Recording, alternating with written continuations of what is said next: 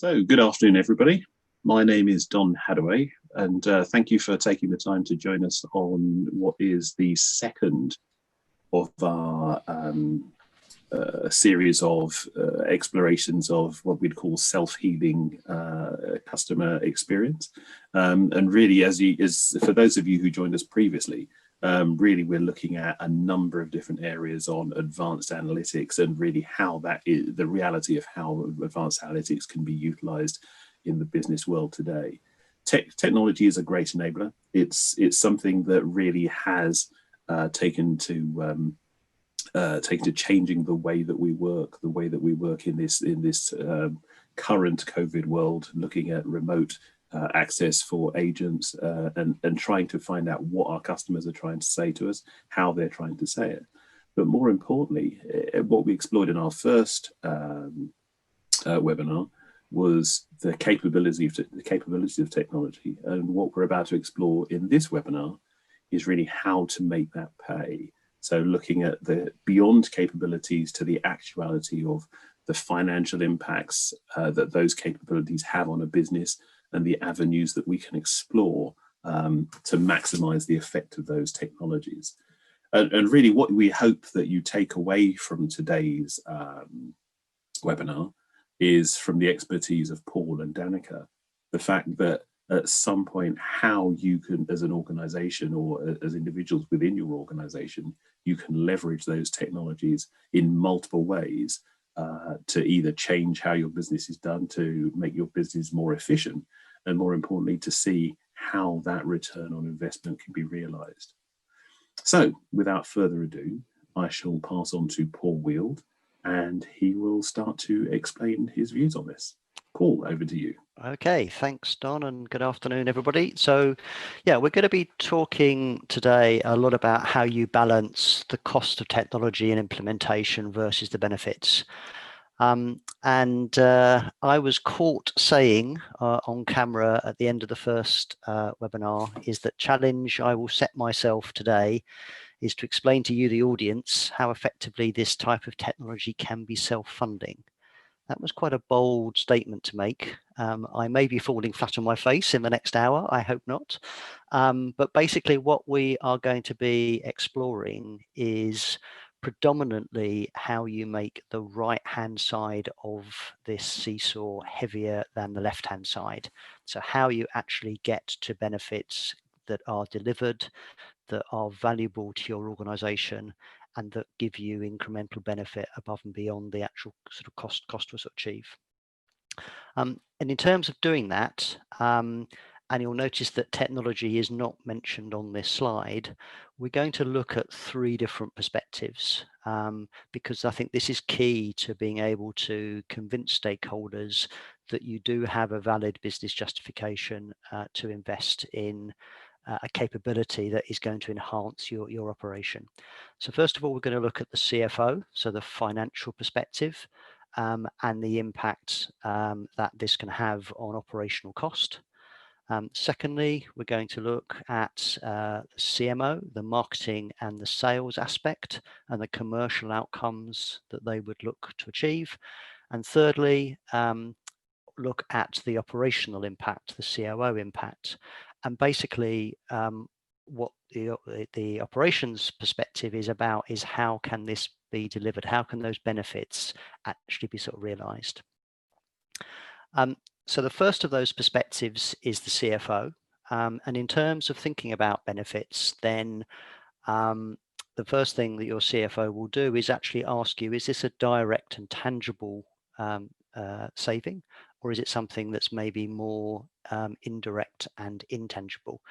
And you could potentially have both of those types of aspects.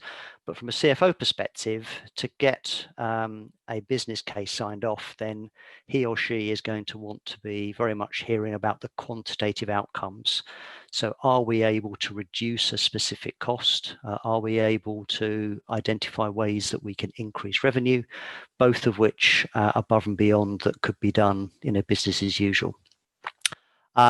Also, we will touch upon the impact that quality management has, and particularly when you start either automating that process or at least reducing the manual activity, the manual effort. And whilst from a CFO perspective, the case for compliance might be slightly more difficult to express in terms of pure monetary values, for a number of you who are in regulated industries, whether that's finance or utilities, then there are costs and penalties by actually not being able to manage risk. So fines and litigation could be a tangible way to actually express a material gain. So in terms of what are different ways that you can start to kind of quantify this, then the sort of thread across each of these areas is that they are tangible. They are direct savings. So that might be reducing headcount. That could be number one, headcount of the QA function, and we'll be hearing an example of that later. It might be that you can reduce in your operation the amount of capacity that you require. So the amount of capacity is impacted either by taking calls away, so reducing failure demand, or being able to automate calls in terms of being able to do that through a self-service option, or it might be that there's just less time to be able to process. So number two here is around tangibly reducing the average handle time, which might be as a consequence of not needing to kind of transfer, so reducing hold. And then number four is about the automation of and applying self-service, which again is getting at the same capacity reduction. The other opportunities are again tangible. So jumping to the bottom of the list, number 6 is about being able to identify where there is a business process that is in itself generating demand, and that's demand as a result of failure. And then the other elements, number 3, is about looking at non-compliant activities. And those non-compliant activities may well be leading to greater levels of complaint. And if you get to the root cause of those complaints, then there's less time and effort to be able to handle that, and potentially a reduction in goodwill and sort of compensation payments. And number 5 is around being able to identify who your best agents are, and actually keep those people longer, and therefore avoid a sort of displacement cost.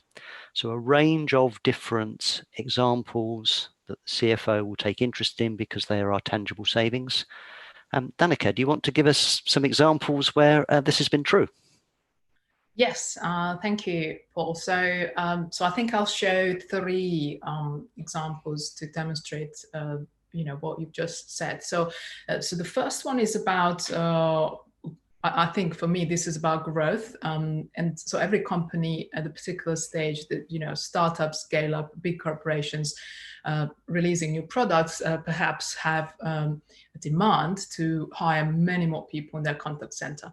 So in this particular example, we are talking about that scenario where, and this is in finance, where the company was scaling up, they were hiring agents at those quite high growth, and the challenge was to remain compliant. Of course, in a highly regulated environment, that is very, very important. Now, the challenge is that to be compliant, to kind of maintain the normal, usual manual review processes is very, very costly. And also it was a challenge, not only because of the cost, but also because of the feasibility to follow that growth at that pace.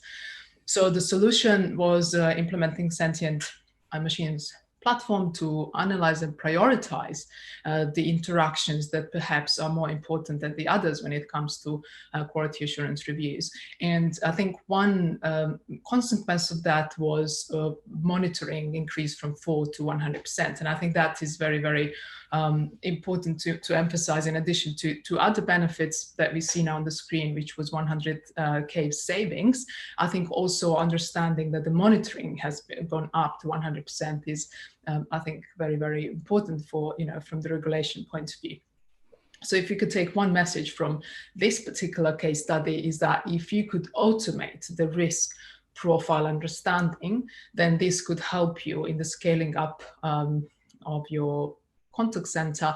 And even though you need, when you are in a situation to hire many more agents, you will not have to follow up with kind of proportionally hiring a QA team.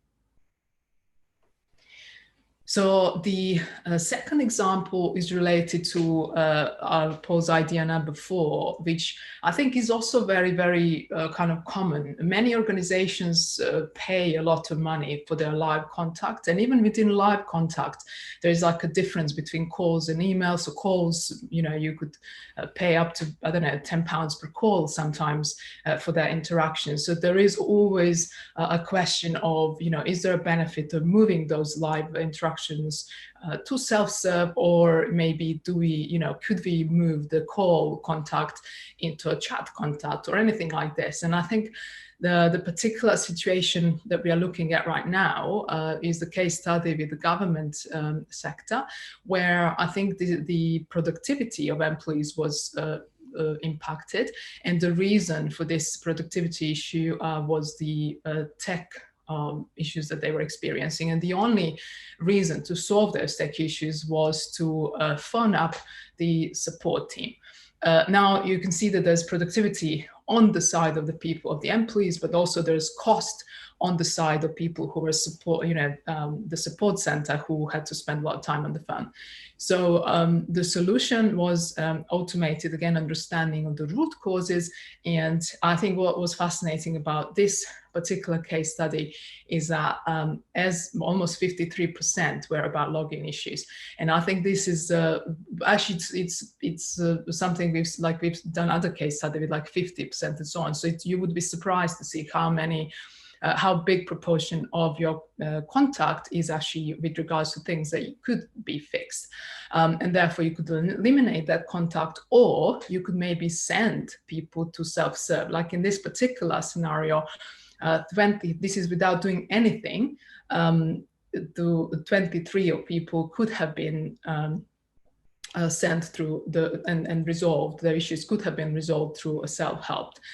So I think if, to take away one message from this is, if you could in real time understand root causes, then you could increase productivity and decrease potentially volume. And you do this because you understand exactly what is going on in your call center, because you are quantifying the root causes. And the third example I have here is related to pose idea number 5, which shares around effectiveness and generally training of agents. So we know that in contact centers, attrition rates is an issue. And of course, how you train people, and whether you find time to train them, and then they leave and so on. So it's kind of it's actually not even the contact center problem. Even if you look outside, hiring new people is always carries certain costs, training carries certain costs and so on. It's just that in contact center, I think it's more escalated because of the expectations from these people, and communication skills, problem solving skills they need to have, and so on. So in this particular example, we have a telecommunication company, and the requirement for them was to, they were getting too many repeat calls, and they were measured by NPS, and they were desperately trying to increase the NPS score. But the challenge, and one of the ways to increase NPS that was identified was better training of agents. However, the challenge was that there was no time for this training, or not to the level that it was required, because of the other emergent issues that were always coming up. So the solution was implementing the Sentient machine platform that was giving, so all the team leaders were giving almost like an induction at the beginning of every single day for a few minutes to every team member. And as a result of these automated, however, very bespoke recommendations, the result was that there was 84% increase in the effectiveness of these agents. So they were able to much faster become more competent. And you could say, as a side effect, the quality of conversations increased by 30%.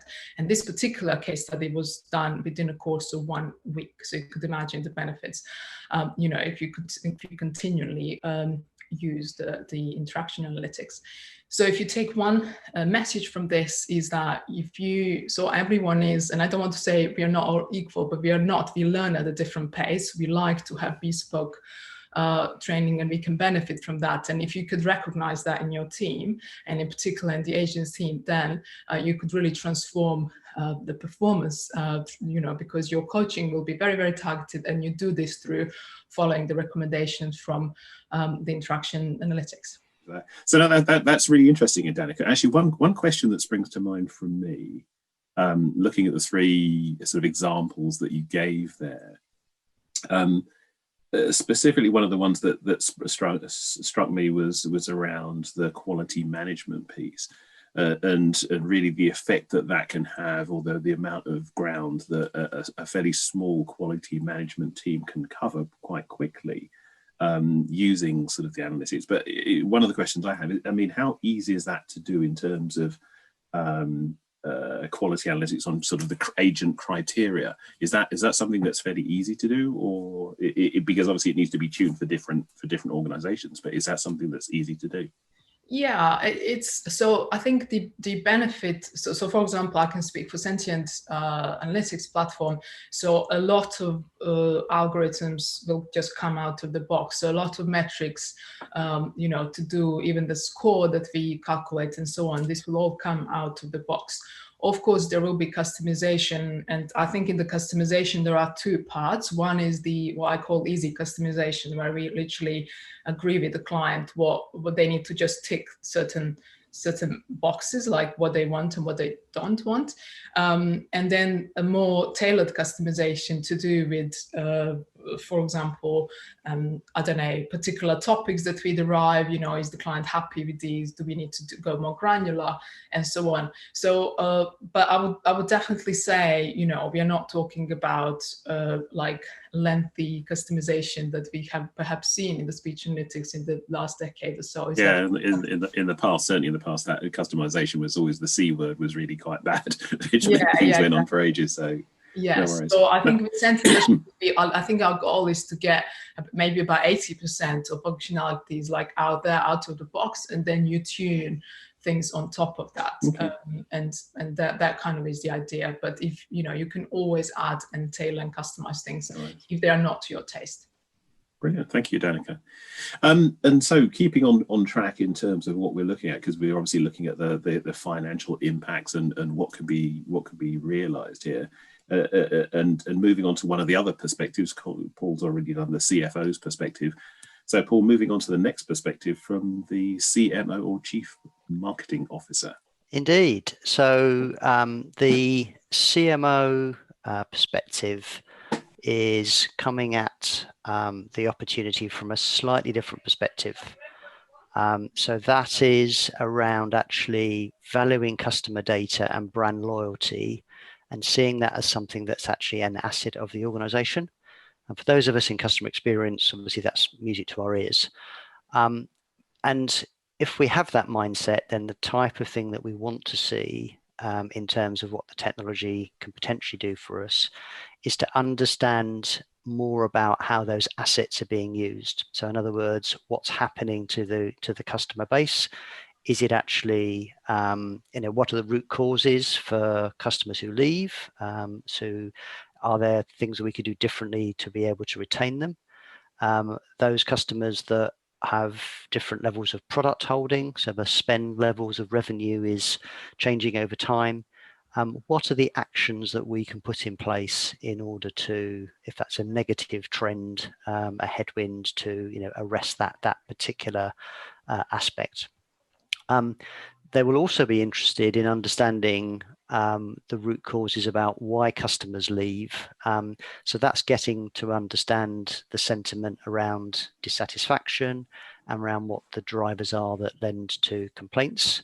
And what we also know to be true, wearing our CX hats, is that when a service issue does arise, then the ability to overcome that complaint and do so in a way that is fair and transparent and is timely, then that can actually have a positive impact in terms of the customer's perception of your organization and your brand. So while you would never want to wish an issue on a customer, if you can resolve it quickly and effectively and understand how your agents are doing that, then that is potentially a sort of benefit. And also the kind of unknown unknowns, something that we talked about in the first webinar, around being able to overcome sort of qualitative aspects of bias. But certainly if you have a more complete understanding about how customers make decisions, then in terms of where you place priorities for improvements, that's something that potentially enables better decision making. So from that perspective, then here are another 6. This is to the rule of 6 from Paul Day today. Here's a further 6 initiatives that you could potentially build a business case on. So these are more around commercial outcomes. So in number 7, it's about being able to understand what your best agents do and how that could lead to either a higher conversion rate, so more product sales, or a higher revenue level by increasing order values. There's also in number 8 the opportunity to apply it in a different use case, which is around that segment of customers that are in arrears, and you get into the kind of can't pay, won't pay, sort of distinguishing between those 2 types. So those people that won't pay are the ones that you want to nudge to be able to actually settle their sort of debts. Those that can't pay, and particularly in a recession, you maybe want to give that a different customer service handling. In 9 and 10, we're looking more about what the root causes are that cause customers to leave you, to churn. That might be something that you've done wrong, or it might be something that is in response to a competitive pressure. And in sort of unknowing and understanding that, then you have an ability to sort of take action. In number 11, the marketeers are very interested in not just the product that you sell to the customer today, but how they become a repeat buyer, an annuity buyer. Any of you who've got businesses in the area of subscription services, then actually you want to convert those monthly plans to annual plans and so forth. And then number 12 is more about understanding how you can do things differently. So in other words, how you can put in place some sort of test and learn approach to be able to take a new idea, a new business process, and actually implement that in a way that you can isolate it and sort of test the sort of outcome. So a range of different ideas. Danica, I believe you have some more case studies for us. Yes. I think I can show 3 examples to kind of demonstrate some of the ideas you mentioned in practice. And I think the first one is around customer churn. I think customer churn is very, very interesting one, because we all know that the cost of your customer leaving is always greater than acquiring a new one. So you always want to retain those customers if you can.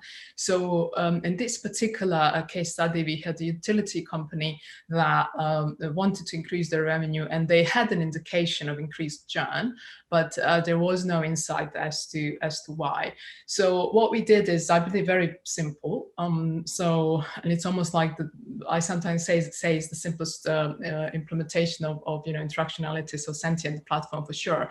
So basically, we plugged in the platform to their calls, and the Sentient platform by default gives you this index, which we can see as the score minus 0.76.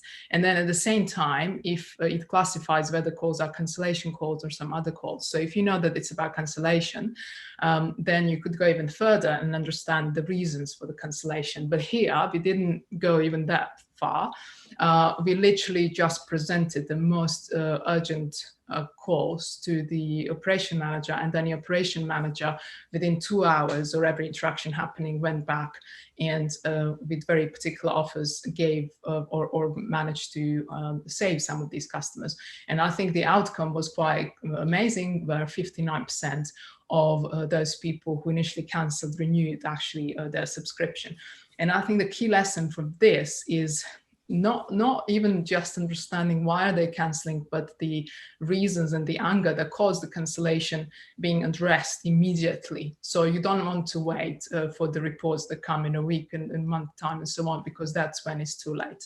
So real-time analytics can really give you much more effective retention strategies. The other compelling question that I think every company would like to know the answer to is, what is my competition up to? And even though, like in this particular case study, this was not the question the company was asking, the company was simply trying to increase and find a strategy to increase revenue growth.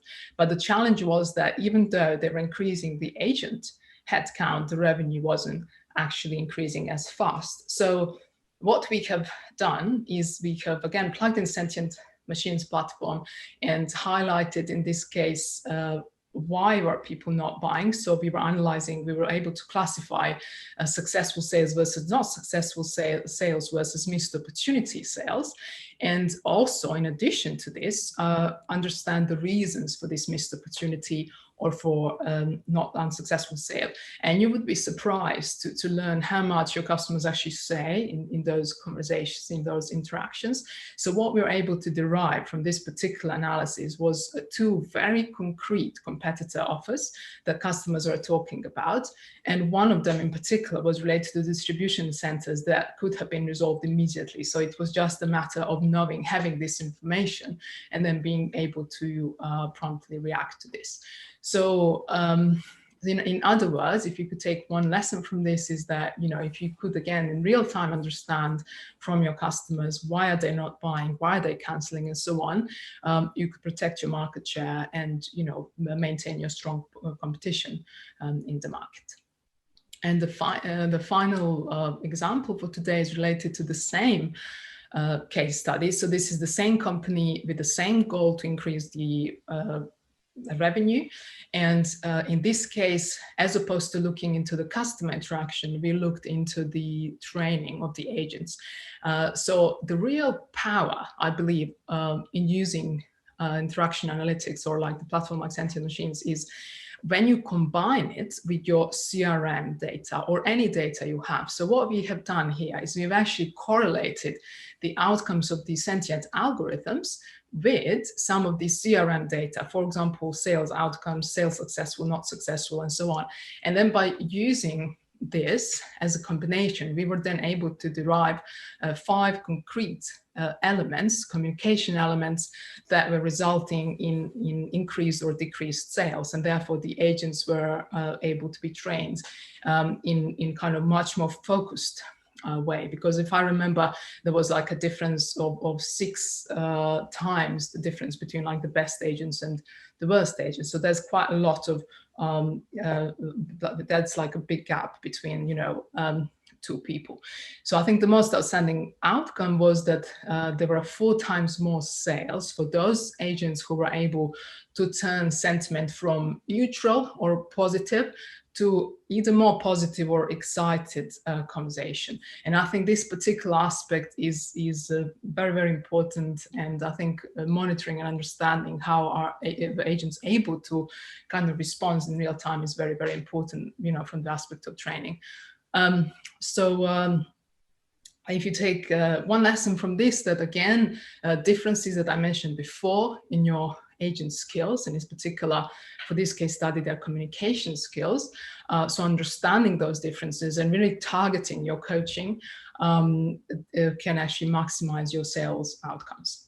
Thanks, Danica. That was fascinating, actually. So one of the key things there is it really does show, if you understand the conversation, certainly it does seem that that has a big effect on not only sales growth, but the one that got me as well was churn as well. in terms of being able to turn around what people feel or think. So that's great.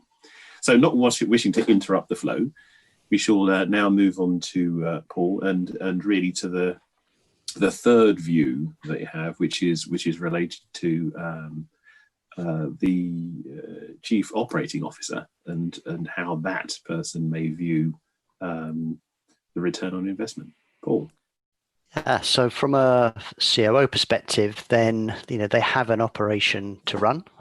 So we're assuming the contact center has a number of KPIs in terms of achieving its objectives. So that may be to do with being able to answer calls, being able to resolve issues, being able to maintain customer satisfaction, etc.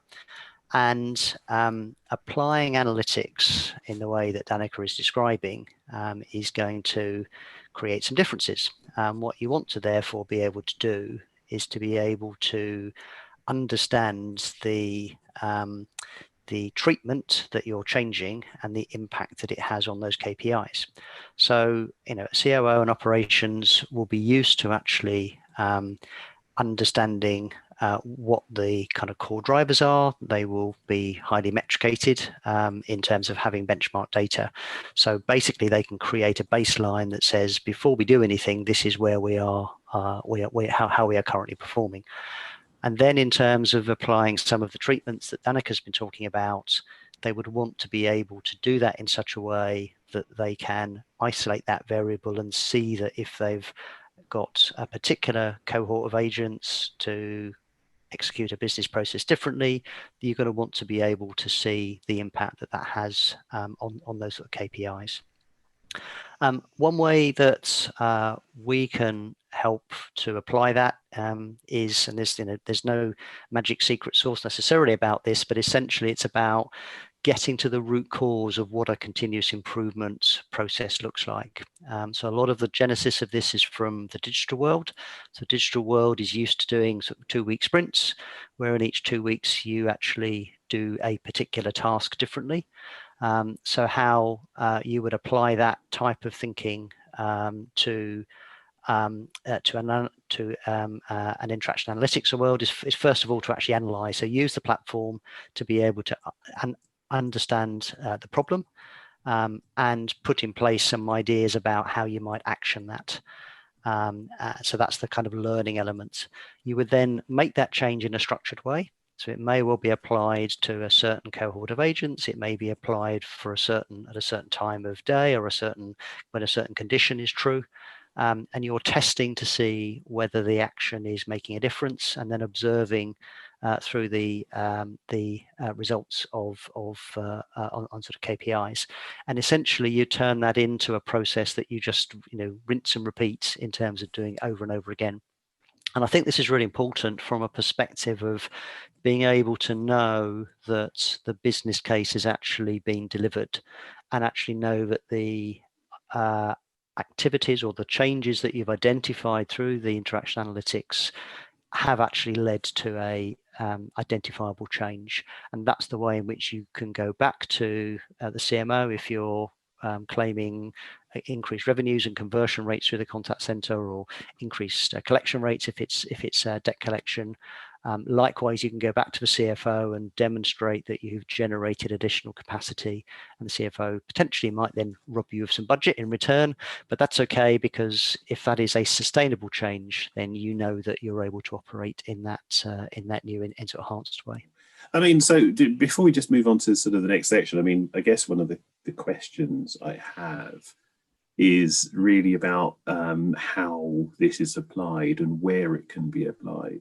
So if we're looking at this, I guess the question really ultimately is, can this be done, or is this better done at scale?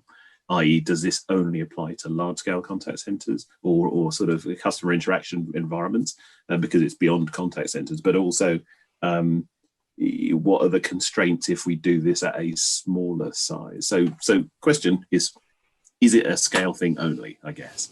Okay, so there is a scaling element. So in other words, if you've got a 100-seat contact center and you can move 100 people in a different way that is positive, then that ratchets up and gives you the higher multiples of sort of benefit.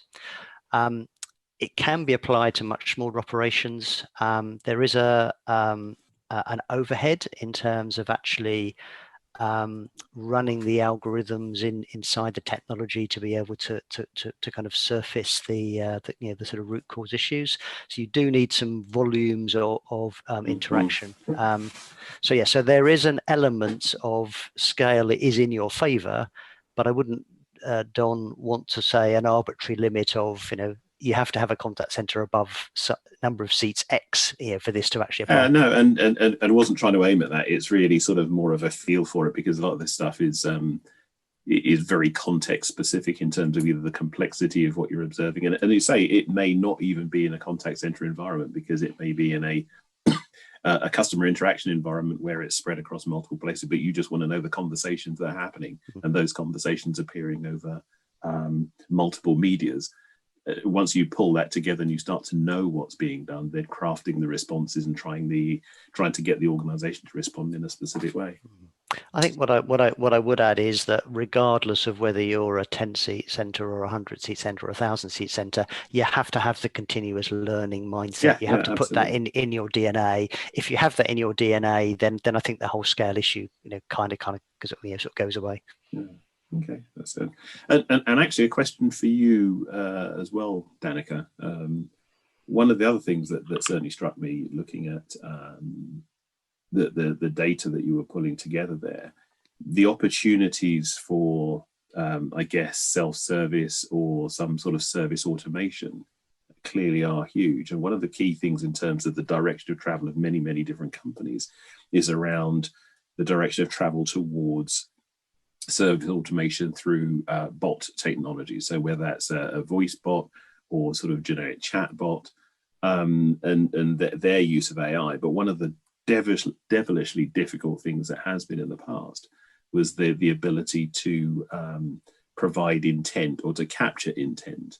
And you mentioned briefly, I think it was yourself and Paul mentioned unknown unknowns and capturing that. So can this technology be used to drive or to capture intent to feed the intents of bots so that you can build those more accurately? Yeah, absolutely. I think in a perfect world, that is really how it should be done. I think so far we kind of I think chatbots maybe became almost more popular than analytics, because I think the ROI can be proven, I think, much faster. It's almost like you could prove it within 2 days if you can implement the right intents. But then there is the problem as well. If you implement something like that by manually understanding, like I mentioned, 50% of login issues, I'm just going to implement an intent around login and password reset and so on. You could do that, but then once you resolve that, you are again left at the problem. Okay, my chatbot doesn't know anything but login issues, so what do I implement next? And I think that's where there's like a perfect synergy between analytics and, well, certainly analytics that we do at Sentient and the chatbot implementation, because you could really optimize the process and reduce cost as well in building those intents. Because if you are able with technology to register unknowns and then quantify them, you almost have a plan, like I call it an automation plan, so you can see what you need to do when and how fast you can get a return. And I think that is a very, very I think compelling. Yeah, I think I just agreeing with you that I think what Paul had also said in terms of the alto process, i.e. the repeatability of capturing that, so it makes sense that you're actually capturing things that matter, and you can capture the big things. So Paul, I've talked enough. Yes. I shall allow you to move on in terms of understanding, really, for our audience, where the I bit is in ROI. So, what is the investment? What is that figure that everybody tries to say? Okay, it's cost me this. How do I get it back? What is this I figure? Yeah. Okay. So before I do my big reveal, I'm going to ask Danica to actually talk us through the sort of cost factor first. Yes, for sure. So I think how much does it cost is probably one of the most difficult questions when it comes to speech analytics. And I think my dream is to have a table where I could just point everyone to. But the complexity comes from various, I think, factors, and we can see them here listed to the left. So around scope, volumes, or support. So within scope, so for example, if you're analyzing calls for your sales team or your inbound support, that will be very different. So there will be different complexity. If you're looking for understanding the root causes as opposed to why are people not buying, or why are they canceling? Why am I not retaining them? If I'm offering some attractive deals and so on. Another element is channels that you integrate. So even though with more volume, cost usually goes down because you could do more with less resource, or you could optimize your computational resources, maybe is the best way to describe it. However, if you have different channels feeding into the platform, that also leads to some maybe implementation costs, basically increasing more points of breaking things, so it could also impact the cost in that way. The quality function, I think we touched on a few times in this presentation, and that's I think very important use case, when it comes to interaction analytics. And I think the depth of your quality function, so how much you want to customize things and so on, I think also could have an impact. So when it comes to volume, so I said volumes usually impact the price, and I think this is what we see on the right hand side, that kind of the line doesn't go straight, but it kind of flattens at a certain point. And that's because as you have more volumes, and when we say volumes, that's not necessarily the head count, it's more about the number of interactions that you have. Per day or per month and so on.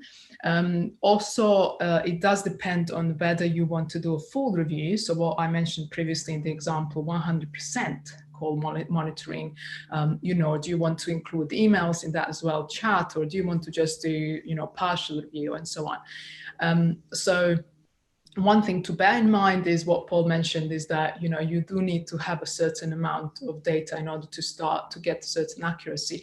It really depends on what kind of functionalities you are after, and what your role is and so on. But I think one thing to bear in mind is that if you don't have enough data, you might need to wait maybe a few months until you really get to the accuracy that's very, very good. But usually you don't. I think people who look into speech analytics usually don't actually have the problem. So maybe that's more kind of academic thing to think about. And finally, having this kind of platform implemented, but not used, is obviously a big cost and also a lost opportunity. So you really need to have a team of analysts who are looking into these findings and bringing benefits back to your business. And this is very, very important. And yeah, so as all of these kind of go up, right. And yeah, so basically I was just going to say one more thing, Paul, which is, so obviously we are talking about costs here, but you have to look at them in the context of the benefit, and hopefully Paul can tell us about how to balance those out.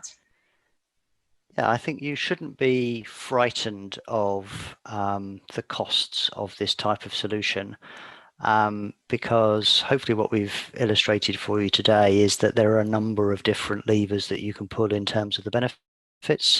And certainly when I've looked at client situations and being able to identify the amount of benefit, whether that's cost saving or a revenue uplift, most clients, you can find 10%, maybe more. And when I play that back to what the costs of the technology and the associated support, whether that's an internal team or a managed service, which is obviously something that we can do for you, then to give you a worked example, then if you've got 100 agent operation, then your annual budget from a cost perspective is probably around about 2.5 million. And if we can help you identify a 10% benefit level, whether that's coming from revenue or cost or other internal cost or sort of third-party costs, then you've got effectively a a pool of up to 250k to be able to spend. Well, Danica's solution doesn't cost anywhere near that. So, you are looking then at being able to have a benefits case delivered that's greater than the cost of the operation. Greater than the cost of the technology, because you've been able to improve the operation. So I would say there's a tipping point at about a 10% OPEX impact that will mean that this will certainly be justified. Don, over to you. Yeah, no, that's fascinating, Paul. That's fascinating. And so the 10% impact is pretty big, because if you do look at a scale operation, that can be a big number depending on obviously size of the operation. As I say, it's beyond contact center, because it also goes to any other sort of customer facing type of area within a business, which may or may not be contact center driven. So finally, really just to sort of get some questions from the audience, and the only question or one of the questions that we had, which was quite interesting, was in terms of the scope of this of analytics, in that can conversations from video be analysed? So I guess that's one for you, Danica.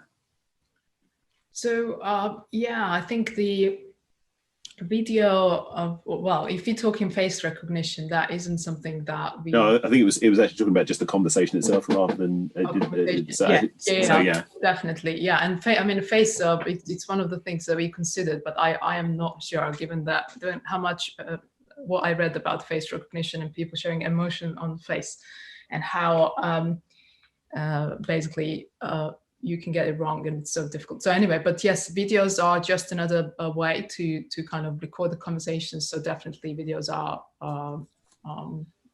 so you can analyze the audio element of video to see what the conversation topics are. Yes, exactly. I mean, yeah, definitely. I think when it comes to face, I think maybe there are some elements that could be used in the future. I don't know. At the moment, we don't pay attention to them. We really focus on the voice.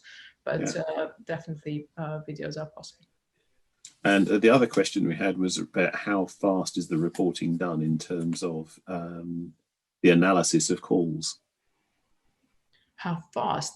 Well, as fast as, well, it's kind of, I call it near real time. So usually most of the installations we have are done in a way that when the call has finished and it's recorded, we then take on that recording and then analyze it immediately. So it's pretty much immediately after the call is finished. If there is a demand to have the insights in proper real time, I think this is also possible technology-wise, is the question of having access to the real stream of the conversation, and whether the telephony provider would allow us to do something like this. So, because technically we would be kind of listening in within each conversation. So, so that's kind of, but I think the insights, I've mentioned real time a few times. I think time is a key element to kind of reaping the benefits. Okay, brilliant. Thank you very much. Thank you very much, Paul. Thank you, Danica. As you can see, to our audience, as you can see on screen, given that it is the festive season, that it is Christmas, and I can't believe this year has absolutely flown past. I can't believe it's December. It's really strange. But given that it's the festive season, one of the things that we wanted to do really as an organisation was really to try and help any potential clients as much as we can in terms of trying to decipher the complexities of building business cases, etc. So for those of you who may be interested in a 2-hour workshop, really to explore this in more detail, and if you run a contact center, then we're absolutely happy to provide a free 2-hour workshop with the expert of experts. So you have Danica with the brain the size of a planet, and Paul with the experience of Moses himself. So all of these guys can help. And from that point of view, please feel free to drop us a line at christmas@sentientmachines.tech, and we'll be more than happy to spend some hours really going through this with you. So that really does bring our session to a close for the moment. Please bear in mind this is the second in a trilogy of these webinars, which really, when joined up, give you a complete end-to-end view. And the next one will be in January 2021, 12th of January. I can't believe we're saying 2021. I still remember 2012. So January 2021, where it's exploring, okay, how do you get started on this road? We've talked about the capabilities, we've talked about the return, and it's okay, if you want to get rolling, then we'll pass that on next. So thank you very much indeed for joining us. Thank you, Danica. Thank you, Paul. And thank you, Gary, in the background working the machinery.